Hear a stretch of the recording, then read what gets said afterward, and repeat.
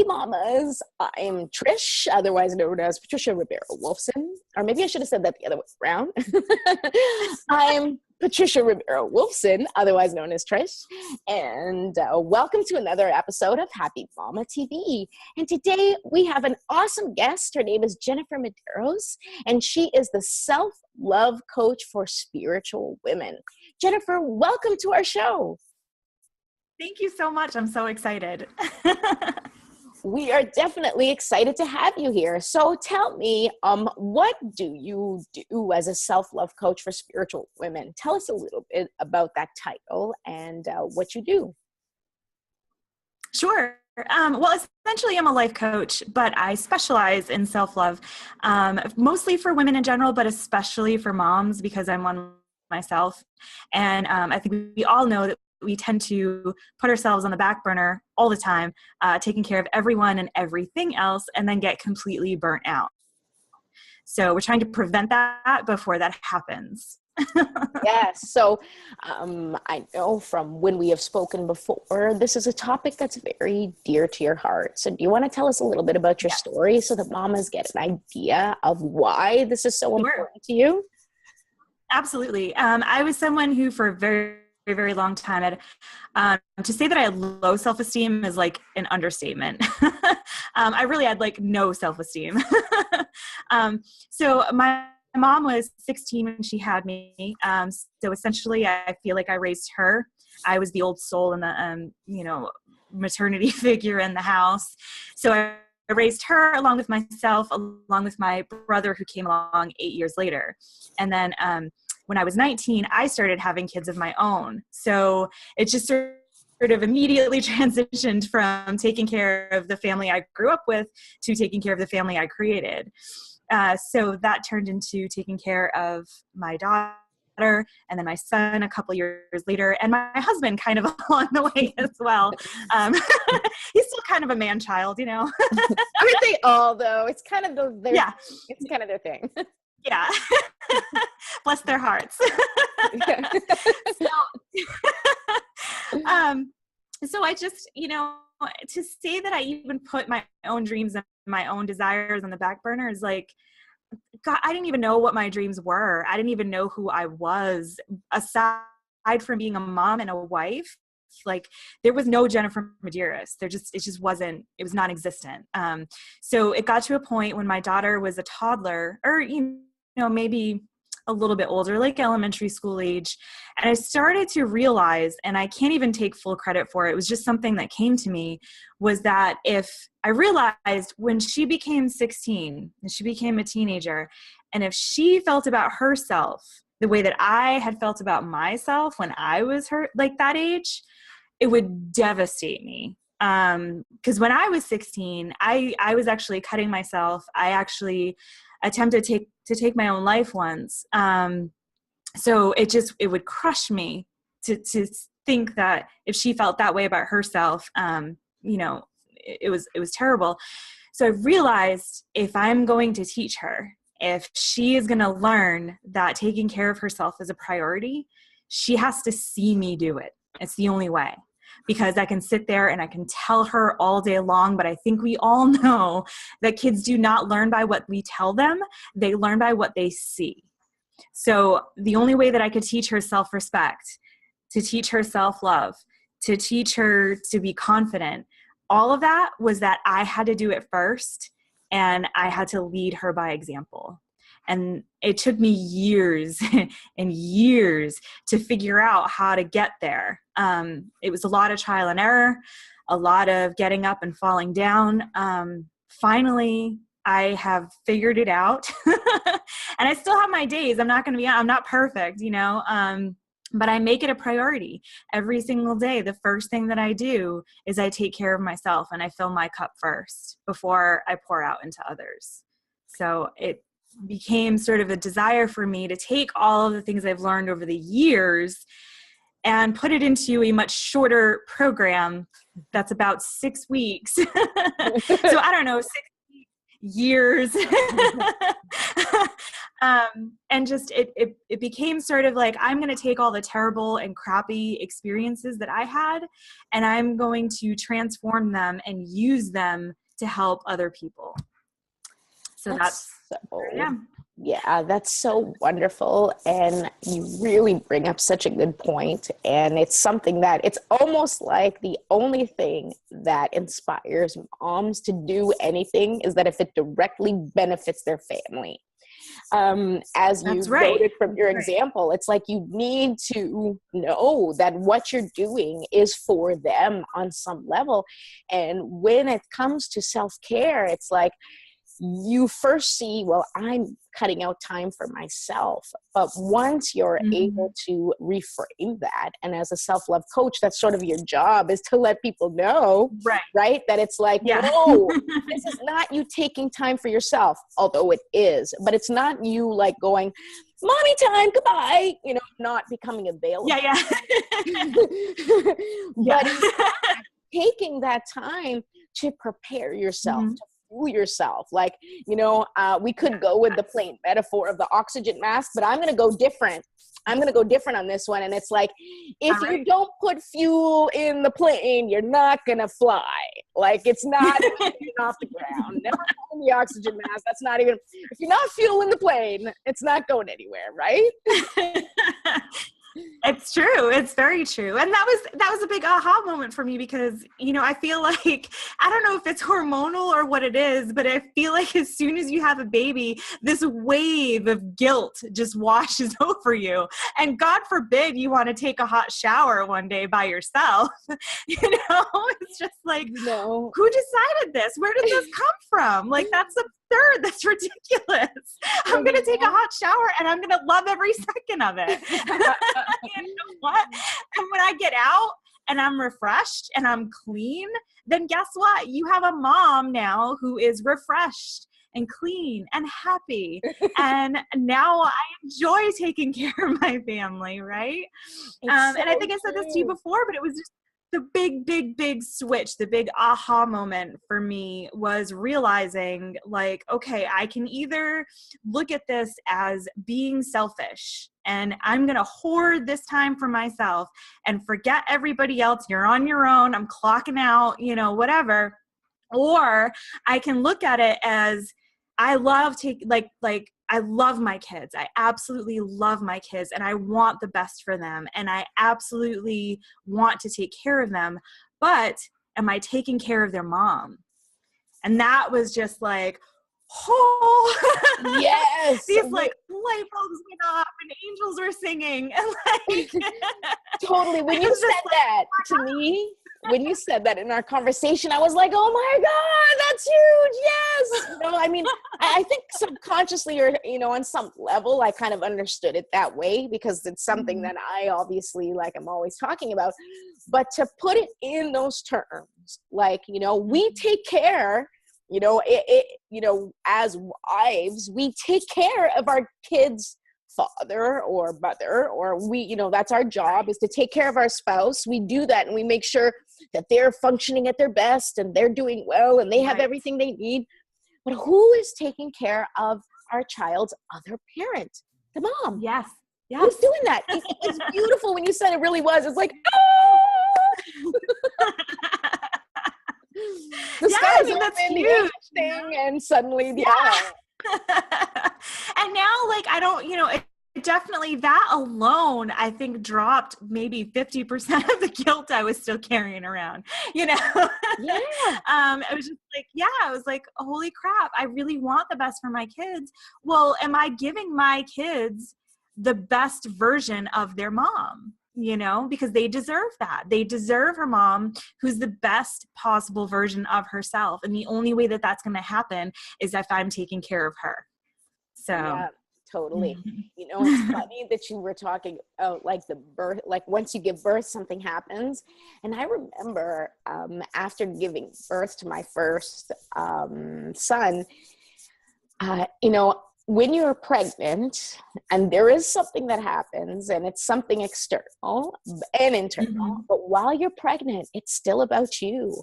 Oh, you look so beautiful. You're radiant. Oh, your belly. Oh, you're so like everything's like, oh, the mama, you are so like the mama to be. Yeah. Once that baby comes out, nobody gives a crap how mama's doing it. It's true. It's like, it's true. You are invisible. You are completely invisible. Right? It's like, who cares about mama? Even like, it was funny. And not to say that you shouldn't, like, I was living in New York City at the time and taking the subway and stuff. And I found a lot of people who would stand up and let me sit, which was fantastic. I had a great experience. And not that you shouldn't stand up for a pregnant woman, because you should.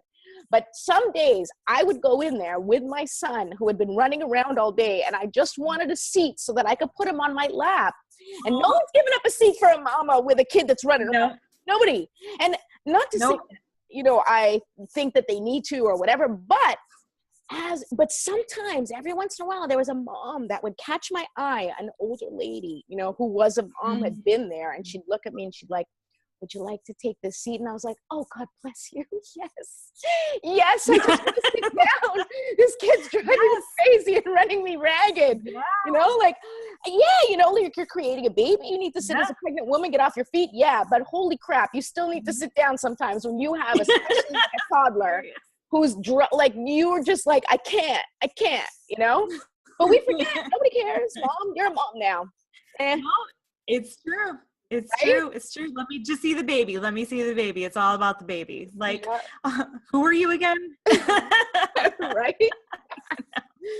So, okay, let's get back on track and let's talk. Do you have, like, what are your top 3 self-care tips? Like, what are, whether they're routines or things you implement in your own life? What are, like, give me 3. I like the number 3, so we'll start with 3. Like essential self-care tips or things to keep in mind. Okay, so I'd say my top 3. Number 1 is a gratitude journal. I keep a gratitude journal and I write in it every single day. I was doing it at night, but then I would get really tired and I wouldn't finish it. So I do it in the morning now because I feel like it actually helps set up my day, because now I already am taking on this outlook of being grateful for my life and being grateful for all the little things. And it just puts me in a better frame of mind for the rest of my day, no matter what happens. And sometimes the things that I write down, I'll be honest, there are days where I'm like, I'm just grateful that the sun is shining. I'm just grateful that I'm breathing because, but it's still being grateful. I can be grateful for the fact that I can just flip on a switch and I have electricity. I can be grateful for the fact that I can turn on my faucet and clean water comes out and it's super easy and convenient.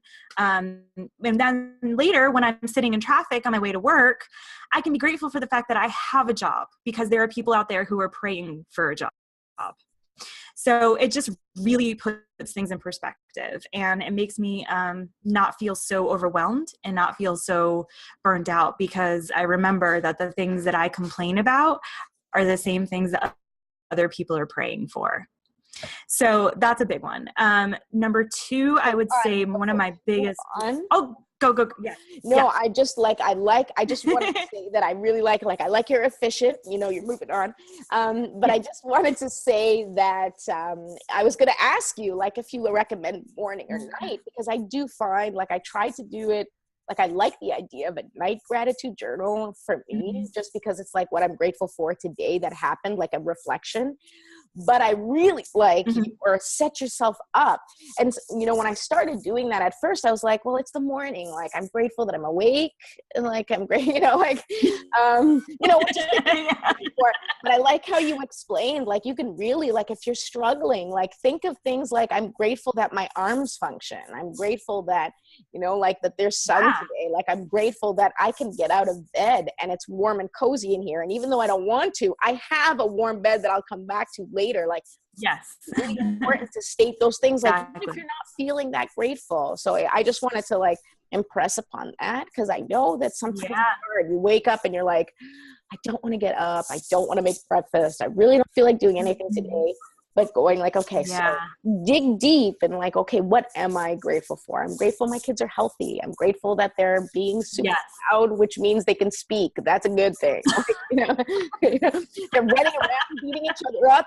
It means that, they have legs that function. Awesome. Like, and even Yes. in almost like a sarcastic way at first, but like making sure that you take that moment and saying like, I am grateful for this, So thank you for pointing it out. Yeah. Okay. Absolutely. Well, and another thing too, like super, like something you can kind of do on the fly, and I think that it helps, is if you take like, your phrases like, I have to cook dinner, I have to go to work, I have to do this, I have to do that. You change that word to I get to. Changes everything. It changes everything. I get to make dinner. I have enough money to buy food that is in my house that I can feed my family with. I get to go to work. I get to make a living, to provide for my family, to do what I love, to, you just change that one word and it changes everything. I love that. I really like that. You need to put that on a meme, like you need to like do a post. I'm not kidding. This is my like business advice, coaching advice to you. And you always have great posts. You actually always, I love it. Oh, thank you. But that one's a great one. Like change the I have to I get to. And that's beautiful. It's such a great reframe. Yeah. It's so important. And that's something like you don't have to sit down in the morning and take a lot of time to do. You could, like I said, you can do that on the fly, catch yourself in the moment and be like, oh, wait a minute. Yeah. I'm lucky. I'm blessed. Like, that I get to do this. So yeah, that's huge. Okay. Awesome. All right. Let's move on to step 2. I'm ready. We've given our gratitude. What's next? What's next? Okay, so the next one, and I feel like this might be this always comes off as a little harsh, and this is sort of a tough love lesson, but it's one that I myself had to learn. It is accepting responsibility for our own lives. Mm-hmm. Huge. Yeah. Where we are, whatever is going on is a culmination of the decisions and choices that we have made. Whether it was to do something, whether it was not to do something, whether it was, something that was said, maybe, my big thing is like, okay, our lives are probably made up of about 10% what happens to us, outside circumstances, other people, the actions of other people, and it's 90% how we react to it. So we are responsible for that 90%. So I think that, this was just such a game changer for me because I was a complainer. I loved playing the blame game. It was, when I was overweight, it was society's fault. It was Hollywood's fault. It was, everyone else's fault. Not the fact that I'm sitting on my ass eating junk food and watching TV. That's not the problem. It's the standards that everyone else has. But yes, our society is screwed up in that. And I'm not saying that it isn't. It is. But I chose to respond to it poorly, right? That's my fault. Such a great distinction, like choosing to respond to those elements poorly or making a choice. Right. That's so important. I mean, we can do nothing about the actions of other people. We can do nothing about society. Not that we can't do anything, but generally speaking, you can't control it. You just can't. But you have complete 100% control over how you respond to it. So that was something that I had to stop and start taking responsibility for. And it's scary to do because you think well, crap, I'm just giving up all of this control. But you're not. You're actually taking it. Because the great news is that if that means that where you are now is a result of all the choices and decisions you've made in the past, that means moving forward, your life can be whatever you want because you get to decide how you want it to be and how you want to react and how you want to respond and how you want to be proactive about things. It's all we have so much more power than we think that we do. But it Yes. has to start with taking responsibility. That's just huge. Okay, It's a tough one. That's a tough tell one. us. That's tough. No, it's tough. You're absolutely right. And I'm a big advocate of that in a lot of the things that I do. And I'm writing a book about relationships. And it is about taking full responsibility for yourself in the relationship, Yes. for your actions, for your choices, for your reactions and all that. So I'm 100% on board. What I want to ask you is, how did you start to make the shift? Like, how was your transition from it's everybody's fault, it's not me, this has nothing to do with me, you're the one that's the, like, you're at fault for me being this way, whichever it is. How did you take yourself? And I'm sure it didn't happen overnight, but how did it happen? God, no. I wish, but no. Right? It's like magic pill. Woohoo! I woke up and suddenly it was great. I'm going to be a billionaire. No. It's funny because I consider myself, I've been known to call myself a recovering professional victim. Ooh, because that's what I was. I like that. But I'm in recovery, you never really get cured. Yeah. So I still catch myself sometimes, but it was just, I had to really I guess I had to stop for a minute and I journaled it out. I looked at certain things that, what am I complaining about? What am I blaming people for? So I had to start there because first, how can you accept responsibility for something if you don't even know what it is you're accepting responsibility for? Yeah, sure. So, so I had to say, okay, well, and what am I unhappy with?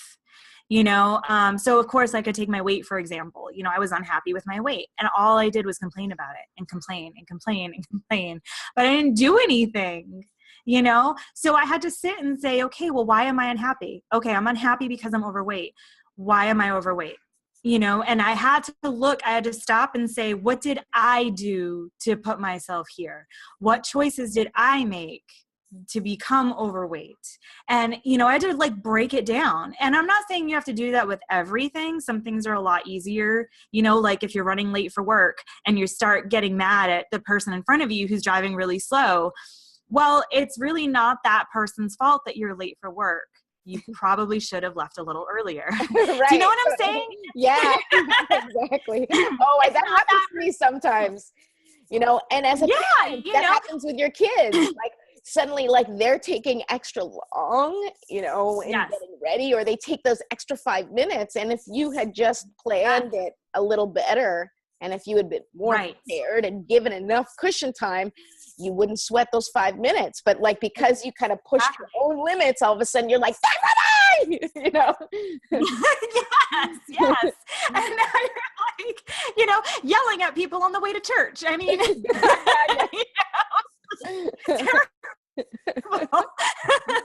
totally. But it's just, you've got to just kind of, you've got to just understand, these are lessons. These are lessons that we're learning, so now moving forward, okay, well, I know that if I leave the house at this time, there's the chance that there could be road work. There could be, somebody just really taking their sweet ass time. There could be, you never know. So now I know, okay, moving forward, I have to leave a lot earlier. Moving forward, if I want to not be overweight, then I need to eat right and I need to exercise, and I'm the only one who can do that. Right. So yeah. Excellent. So it was a process. It's definitely a process, but it's totally doable. It's absolutely doable. So. Awesome. And of course, this is something that you can help people with if they need a little extra support in this department, right? All right. Beautiful. Right, so let's move on to that third suggestion, third self-care tip I recommend. Yes. So the third one is forgiveness. And this is just it's crazy. You really have to forgive everyone, everyone. Because what happens is we carry around these grudges, and it's really only a heavy burden for the person holding on to it. Mm-hmm.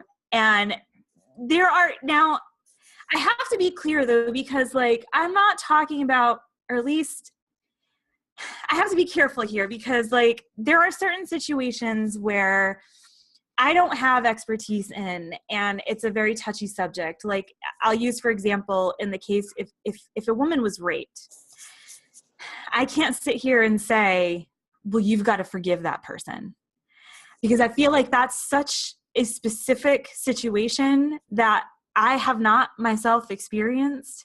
And I would never presume to understand how that feels. So I'm just going to say that. I think overall you're better off if you do forgive. You're better off, not them, you. And there's a big difference. Yes. And you mentioned, no, I was going to say like, it's an important distinction that you and I have discussed before. Yes. Of exactly what forgiveness is. Yeah. It's not saying like what you did is okay. You know, this is, we've talked, it's not saying like what you did is fine. In a case like this, going really with this traumatic event, what this is taking the power away from that person to hurt you over and over and over again. Because as long as you're reliving and hating this person for what they did, you are giving them the power to repeatedly hurt you every time you think of them. So and then you can't move on. Exactly. Yeah. So forgiveness, I think it's important first to talk about what forgiveness is not before we can get into what it is. Yeah. So forgiveness is not, like you said, saying that whatever happened was okay. It's not. It's not saying that the person that you're forgiving deserves your forgiveness. Maybe they don't, and that's okay. It's not saying that you then have to go out and find this person and tell them that you forgive them. It's not. Totally, yes. Yep. Because in some cases, I know people who've had to forgive people who have already passed on, who are dead. You know, obviously you can't go tell them. Okay, so forgiveness is, like you said, it's taking power away from the person who wronged you or hurt you. It is saying that you're no longer going to hold on to that pain and that hurt. It's putting down the heavy burden. It is putting it down and letting it go. It is saying that you're moving on. You're leaving it in the past where it belongs and you're moving on. So forgiveness actually kind of has nothing to do with the person that you're forgiving, and has everything to do with you and letting go and moving past it and just being free, having that freedom. And I do have a very like specific process that I go through with it that I think is very powerful. I allow myself time to think about the event, what, you know, of any particular, sometimes like in the case of, well, I don't want to call her out, but in the case of my mom, instead of just forgiving the person, sometimes I have to go through each individual event, right? Yeah. So I put myself back in that event, but I don't stay there long. The key is not to stay there. You know, you put yourself in there, feel the feelings that you felt, feel the pain that you felt, the hurt, whatever it is, but literally for like 2 seconds, and then like get in and get out. You know, you don't want to stay there. And then I close my eyes and I picture myself hugging this person. And of course there's some traumatic situations that I wouldn't go that far, but I picture that person and I think for a second, what happened in that person's life that caused them to do this? Because hurt people will hurt people. Almost always there's something that happened in that person's life that has caused them to be broken enough to hurt you, however it is that they hurt you. And I feel like this humanizes them. It takes some of that power away from them because it makes them a human being, right? So then I think about that and I try to think of a story that could maybe explain what happened. And then I picture myself saying to them, and I will say it out loud, I forgive you. I'm sorry for holding on to this. And I wish you well. I bless you. And that's it. Over.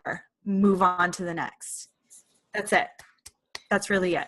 And you don't have to spend all day doing that. But like sometimes I will probably do it once a week, because let's face it, every week there's new people to forgive. Right? Yeah. And then there are some like really strong experiences that are going to take a few times. Sure. You know, sometimes I have to repeat the process. You know, there's certain situations it's not a one and done over kind of thing. So I start with my parents, because let's face it, I mean, as parents, we know that someday we're going to have to be forgiven for some things. Totally. Absolutely. 100%. You know? Without a doubt. Yeah. So of course our parents, you know, are going to need forgiveness, whether they're alive or not. You know, go through and think about what they can be forgiven for. And then I go through everybody else, right? Gosh, I mean, the person who cut me off in traffic, the, you know, man who wouldn't let me cut in line when he had a bazillion things to buy and I only had two, you know, little things like that. Now, do you go through, okay, this is like, it's kind of a funny question, but it's also a serious question. Like for that guy that cut you off, for example, do you go that detailed into the situation where you? No, because it really doesn't take that long. You know, I can be like, all right, dude, like, I don't know, you know, I do try to think about like, maybe what happened, you know, I don't know. Maybe he had an emergency. Maybe someone's in the hospital that he had to get to. I don't know. I don't know his life. Right. So it does make it it lessens it, because now, oh, okay, he's a human being just like me. Yeah. Right? Yeah, exactly. Like you don't know I do that sometimes, not in a process like that, but I'll do that where I'm like, you know, that I don't know what was happening, for all you know. You know, they just broke up with their boyfriend, or their marriage just fell apart, right, or right. You know, like, and they're not paying attention, and it's not, you know, like whatever it is. And it's only like, and yeah, I mean, if it didn't really bother me that he cut me off, then like I probably wouldn't even bother going through this whole experience. But like, you know, there's just certain things that, like interactions that you have with strangers where like you're just mulling it over all day. Like, why would they do that? Like, who does that? You know? Yes. Yeah. Yes. Yeah. And then you're like telling everyone that you run into about it. Like, you know, like that's just silly. Now, literally that person just took your whole day away from you and you let them. Do you know what I'm saying? Yes. Yes. Totally. Yeah. And you take and by doing that, you take away their power. Cases, yeah. Exactly. So it's in those cases that I'm like, okay, like I'm clearly still upset about this. You know. And then lastly, now this is where it gets a little tricky, because when I said at the beginning that I consider myself a self-love coach for spiritual women, this is where the spiritual part comes in. Because most people would then go into forgiving themselves, right? Because, you know, we've all done stuff that we probably carry shame for, that we carry embarrassment, guilt, whatever. But for me, with my faith, I don't believe that I can forgive myself. So for me and anyone who is like me, it's more about accepting and receiving the forgiveness for myself. Does that make sense? Yeah, that makes total sense. Like you're putting it in the hands of who you believe will have the power to forgive you, and you're saying it's okay. I'm receiving your forgiveness. That's beautiful. Right. Yeah. But if someone isn't spiritual and they don't have that, then by all means forgive yourself and accept your own forgiveness. You know, so I'm not knocking anybody who wants to forgive themselves. Like I'd still would rather you forgive yourself than not accept forgiveness for yourself at all. You know, that's definitely more important, but that's how I view it. That's how I look at it. So, and that's what works for me. That's great. I like that look at it. And I think even if it's, you know, I think that you are opening yourself up to receive forgiveness anyway, even if it's from yourself, if you want to look at it. Yeah. Like you kind of have to like, almost like your higher self, allow your higher self to forgive you, you know, even if you're going to look at it from those actually, I have my own experience with something that I would love to share with you if I could, but I'm going to get super vulnerable if that's okay. Please. I don't mind, as long as you're okay with it. Yeah. So there was something that I did, and I'm not going to go into all the details because that's super, super personal, but there's something that I did 16 years ago that I have been carrying guilt and shame for the whole time. And even as I'd gone through the forgiveness process with a lot of other people and with other situations, this was something that I just kind of would maybe dip my toes in a little bit, but I wasn't really facing it. And what happens when you don't face something, and especially when it comes to terms of forgiveness, it has a way of showing up and showing up and showing up over and over and over. And at the times that you least expect it, it is going to come up and it is going to smack you across the face until you deal with it. I know this from experience. Yeah. So I was meditating one day and I was like, I'm just going to let my thoughts go where they go.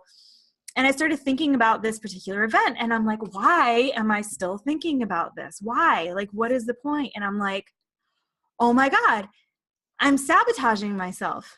I am not allowing myself to really fully put myself out there and be successful and enjoy like my life fully because I don't think that I deserve it.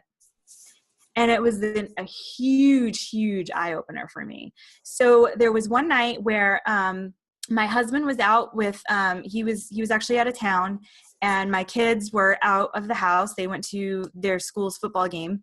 And so I said, well, now's as good a time as any. So I sat down at the kitchen table and I put on some music, like with no lyrics or anything, just, you know, sounds. And I started to journal out this whole event. I put myself back in there. I remember the weather. I remember what I was wearing. I remember how I felt. All of this. And I put myself back in there and I saw myself just, it was sort of like looking at myself in that event. So it was almost like I could kind of, it sounds silly, but I felt like I was like kind of traveling back in time, you know, and watching it unfold. And then, so I journaled out everything that I was feeling and I wrote out and I said out loud, like, it's time to let this go. It's time to let this go. It's okay. You have been forgiven. You are forgiven. You are forgiven. And I probably wrote that out like 10 times. And then this is the biggest part was, now just to put it in perspective, I am a Christian. So I do believe in God, and I believe in God as like the higher being. I don't compare him with the universe, but that's me. I'm not saying like nobody else can do that, but that's just me. So I closed my eyes and I saw myself wearing this heavy coat, this coat that was like 50 pounds, just weighing me down. And I saw myself taking it off, just removing this jacket and placing it at the foot of the cross. And I was sobbing so much that I was like choking for air. I mean, it was just like, I'm getting goosebumps just thinking about it. I'm getting goosebumps you telling me. And it was, that's insane. You know, it just, and I just left it there. I left it there and I walked away. And I kid you not, I woke up the next morning and I felt 50 pounds lighter. I just felt lighter.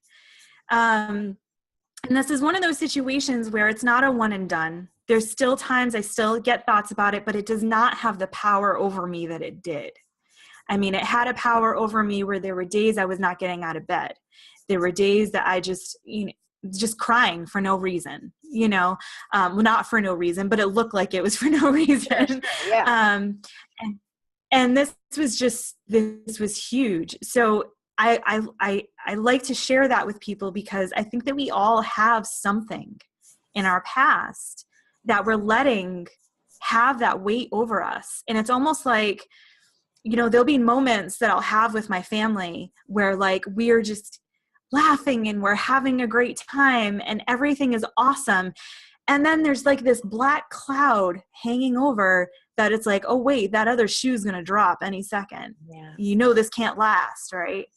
And like, that's bullshit. Like, I'm sorry, but that's just like, no, like we don't need to live like that. Like we deserve more. We deserve better. Like, you know, you matter. Yeah. Yes, our kids matter and what they need matters. And yes, what our husbands need matters, but so do you. So do you. You matter too. And It's time to lose the clouds. It's time to lose the weight. It's time to lose the heavy coats and accept responsibility for ourselves and enjoy our lives the way that we were supposed to enjoy them. I couldn't have picked a better resolution to our conversation than what you just said right there. That was beautiful. Thank you so much. Thank you so much for opening up to us, for sharing your story. That's my pleasure. I know you have a few things to share in the group, so we'll post them in the comments, whatever it is that, absolutely. that you want to share, because we're going to wrap up the show, because we're getting to, of course, like we talked about, here we are almost 45 minutes in. But I just want to say that I've really, really enjoyed this conversation with you, and you had some beautiful, beautiful points, and I appreciate your openness and your vulnerability. Thank you so much. Thank you. I really appreciate it. All right, ladies. So that's it for this week. That was Jennifer. I'm Trisha Rivera-Wolfson with Happy Mama TV. Thank you so much for watching. If you have any questions, make sure that you come into the Happy Mama community and ask them. Jennifer is there to answer anything that you have for her specifically. Thank you so much, and we'll see you next time. Bye.